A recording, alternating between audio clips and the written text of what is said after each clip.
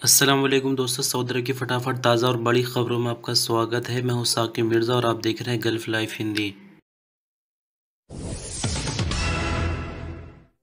Saudi अरब की हज और उम्रा मिनिस्ट्री का कहना है कि 28 शाबान यानी 31 मार्च 2022 तक एतबरन और तवक्कलना एप्लीकेशन के जरिए उम्रा परमिट जारी कराया जा सकता है। उम्रा परमिट एप्लीकेशन होल्डर और उनके फैमिली मेंबर्स के लिए जारी होंगे। ओकाज़ अखबार के मुताबिक उम्रा परमिट जारी करने का आखिरी दिन 31 मार्च है। रमज़ान से 2 दिन पहले तक उम्रा परमिट जारी हो सकते हैं। एतबरन और तवक्कलना ऐप में बुकिंग पेज पर देखा जा सकता है कि मार्च में आसानी से मिल सकता है। मार्च के सभी दिन ग्रीन है, जबकि जुमे के दिन एप्लीकेशन में लाल रंग में नजर आएगा, जिसका मतलब यह है कि जुमे को ज्यादा भीड़ होती है। मिनिस्टर हज उमरा का कहना है कि उम्रा परमिट लेते वक्त तारीख और वक्त का सही से चुनाव करें, यानी सोच समझकर चुनाव किया जाए ताकि आपका सफर आराम से गुजरे। सऊदी अरब के बाहर से आने वाले उम्रा ज़ायरीन के हवाले से हज मिनिस्ट्री का कहना है कि उम्रा परमिट जारी करने के लिए कोरोना वैक्सीन की सभी डोज लेना जरूरी है। इसके अलावा मुकीम प्लेटफॉर्म पर वैक्सीन का रजिस्ट्रेशन और सऊदी अरब आते वक्त PCR सर्टिफिकेट भी दिखाना होगा।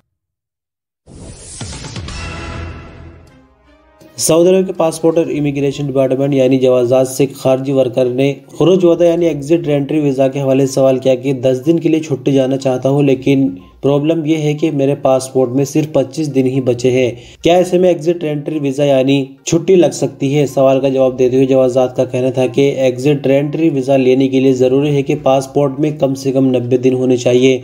इससे कम पासपोर्ट में अगर दिन होते हैं तो सिस्टम एग्जिट रेंट्री वीज़ा जारी नहीं करेगा।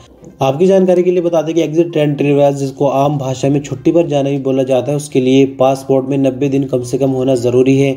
यानी अगर छुट्टी ज़्यादा टाइम की चाहिए, 6 महीने की चाहिए, तो फिर तो और ज़्यादा टाइम होना ज़रूरी है। लेकिन अगर कम से कम 15 दिन या फिर 1 महीने की भी अगर छुट्टी चाहिए तो 90 दिन पासपोर्ट में हर हाल में होनी चाहिए। जहाँ तक बात है खुरूज निहाई की, तो खुरूज निहाई लगवाने के लिए पासपोर्ट में कम से कम 60 दिन का टाइम ज़रूर होना चाहिए।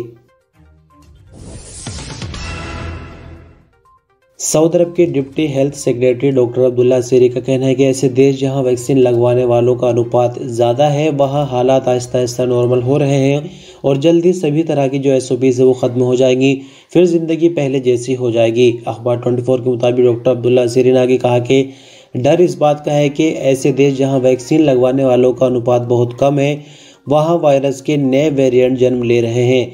उन्होंने कहा कि कोरोना वायरस से निपटने के सिलसिले में जो इंटरनेशनल एक्सपर्ट स्टडी कर रहे हैं उसमें यही बात सामने आई है। आपकी जानकारी के लिए बता दें कि हेल्थ मिनिस्ट्री इससे पहले बताया था कि सऊदी अरब में कोरोना वैक्सीन की 5,92,21,446 कोल्ड डोजेस दी जा चुकी है।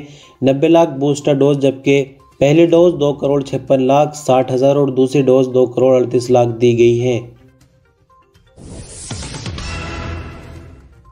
अमेरिकी फौज में कर्नल खालिद शाहबाज ने हाल ही में उम्रा करने के लिए सऊदी अरब का दौरा किया है। अरब न्यूज़ से बात करते हुए उनका कहना था कि सऊदी अरब का मेरा तजुर्बा तकरीबन हैरान करने वाला है। मुझे इस देश के बारे में सब कुछ बहुत अच्छा लगा, मुझे सुकून महसूस हुआ, ऐसा लगा कि यहाँ आना ही मेरी ज़िंदगी का मकसद रहा हो। आपकी जानकारी के लिए बता दें कि अमेरिकी फ़ौज में लगभग 5,000 मुसलमान अधिकारी शामिल हैं। अमेरिकी फ़ौज में यहूदियत के साथ साथ दूसरे मज़हब के पादरी भी मौजूद हैं। इस वक्त फ़ौज में 6 मुसलमान स्कॉलर मौजूद हैं, 3 एयरफोर्स में जबकि 1 नेवी में है। कर्नल फाइज खालिद आगे बताते हैं कि जब ड्यूटी का वक्त होता है, यानी ड्यूटी जब लोगों की शुरू हो जाती है, तो फिर कोई भेदभाव जैसा मामला सामने नहीं आता। लेकिन ऑफ ड्यूटी के दौरान जो भी जिस धर्म को मानने वाला है वो अपने धर्म के अनुसार सब कुछ कर सकते हैं। सऊदी अरब दौरे के मौके पर उन्होंने दूसरे सैन्य अधिकारियों से भी मुलाकात की।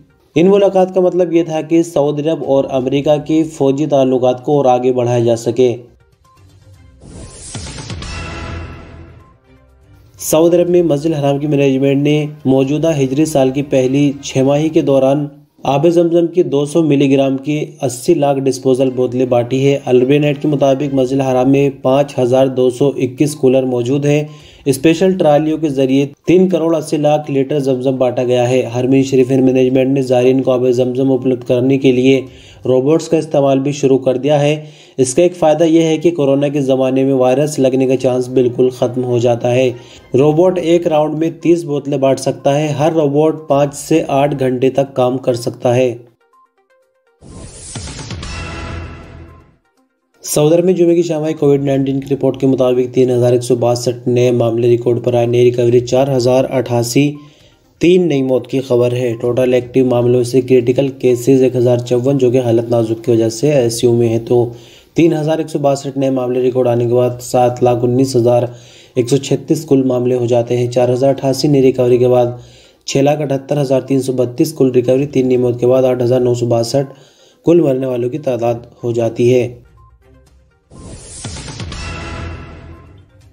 सऊदी टेनिस प्लेयर यारा अल हकबानी ने नैरोबी इंटरनेशनल चैंपियनशिप में अपनी कंपटीटर इजरायली प्लेयर को हराकर क्वार्टर फाइनल के लिए क्वालिफाई कर लिया है। क्वार्टर फाइनल में उनका मुकाबला ब्रिटेन की जेडी कोल से होगा। कामयाब होने पर यारा सेमीफाइनल तक पहुंच सकती है। यारा अल हकबानी सऊदी अरब की सबसे कम उम्र टेनिस खिलाड़ी है और ये कई इंटरनेशनल मुकाबलों में हिस्सा ले चुकी है। WTA की रैंकिंग में यारा अल हकबानी 767वें नंबर पर है। अरबिया नेट के मुताबिक यारा अल हकबानी ने जूनियर चैंपियनशिप में सऊदी अरब की तरफ से हिस्सा लिया है। यारा अल हकबानी पहली सऊदी टेनिस प्लेयर है जो प्रोफेशनल कैटेगरी में शामिल है। वो 2018 से अल इत्तिहाद क्लब से जुड़ी हुई है। यारा अल हकबानी नैरोबी टूर्नामेंट में पहले राउंड में कीनिया के एलिसिया ओवेजी और दूसरे राउंड में रोमानिया के माया फिसान को हरा चुकी है। इजराइल की खिलाड़ी रेनी नेक्शोफ को हराकर क्वार्टर फाइनल के लिए क्वालिफाई कर लिया है। सऊदी अरब के हाइल रीजन में पुलिस ने चोरी, लूटमार और डकैती की कई वारदात करने वाले 8 मेंबर वाले गिरोह को गिरफ्तार किया। मुलजिमों से भी पूछताछ जारी है। सऊदी प्रेस एजेंसी के मुताबिक रीजनल पुलिस प्रवक्ता ने बताया कि गिरफ्तार मुलजिमों में 7 सऊदी अरब के ही रहने वाले हैं और एक इसमें सूडानी शामिल है जो कि गैर कानूनी तरीके से सऊदी अरब में रहता है। गिरोह पर इल्ज़ाम है कि वो चोरी और लूटमार की कई घटनाएं अंजाम दे चुके हैं।